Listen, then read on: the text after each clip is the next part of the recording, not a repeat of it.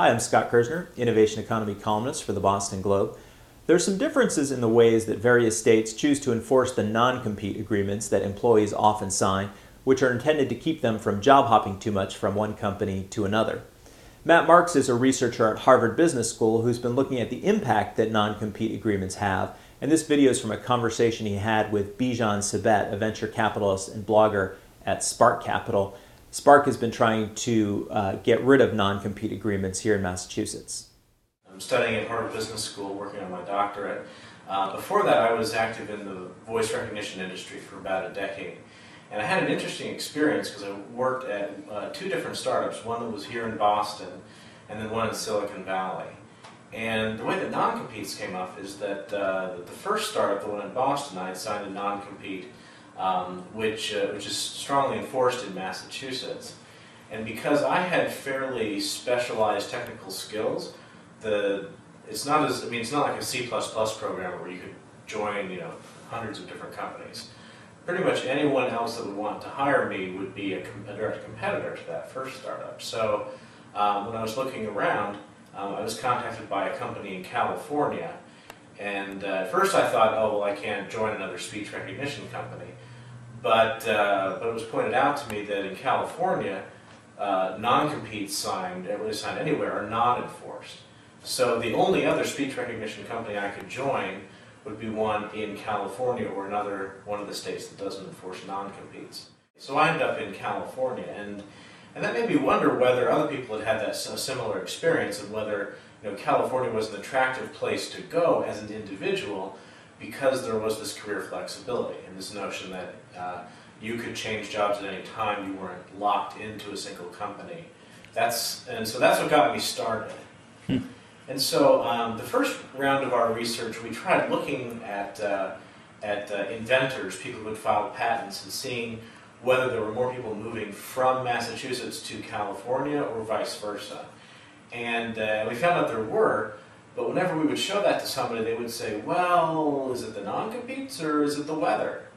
There's a lot of reasons people could be going to California that have nothing to do with non-competes. That's not really a good test, Matt. There's a lot of different factors. So what you really want to do in social science research is you want to do an experiment. So ideally you find a state that that changed the way they enforced non-competes, and then do a before and after test, kind of like a clinical trial with drugs. And so we were just thumbing through the data one day, and I came across something that really surprised me, which is that in the mid-'80s, Michigan actually reversed the way it enforced non-competes, which seems kind of odd. We were puzzled by it, but we went back and we read the legislative record, and it turns out there was kind of an antitrust reform movement in the early 80s, and a few states signed on, but not too many, but Michigan was one of them. And in the process of reforming their antitrust law, they repealed a law and a subsection of a subsection, which is the law that had forbidden companies to enforce non-competes, was suddenly gone. And that law had been on the books since 1905, back when the auto industry got started, when Ford gave birth to Chrysler and Edsel, and all these spin-off companies were happening in the auto industry. But it was kind of the Silicon Valley at its time.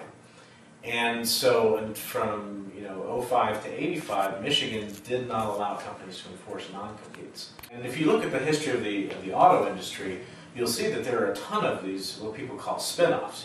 People having a disagreement, and one of the executives leaving to form another auto company. And there was just a lot of freedom to innovate and not be captive to a single organization. But it still seems strange that they would reverse it.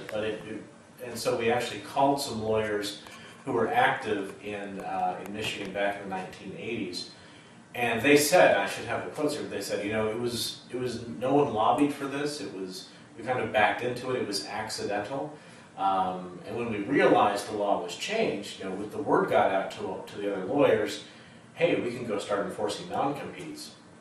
And so it provides a really nice kind of before and after test of whether non-competes make a difference. Overall, we found that the percentage of inventors changing jobs in Michigan dropped quite dramatically after the law was changed.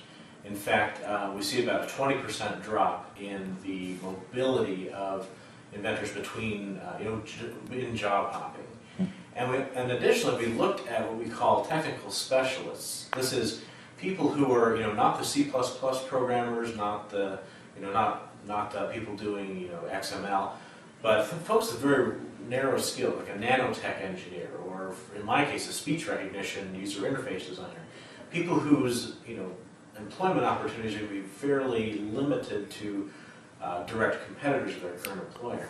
And for those folks, their mobility dropped even more. They were actually a third less likely to change jobs than before the law changed. And these are pretty dramatic effects. Typically, you get a 2 or 3% change in a study like this, you're excited, but it's like a 20-30% change. Look at Silicon Valley, where non-competes are not enforced.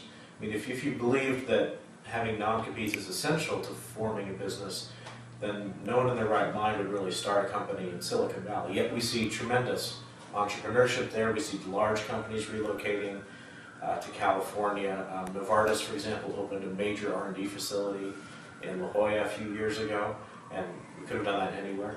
And I think one of the reasons is that there's just access to a lot of great talent, and I think our study doesn't specifically look at this, but I think a lot of people may be relocating to California because they perceive greater opportunities there.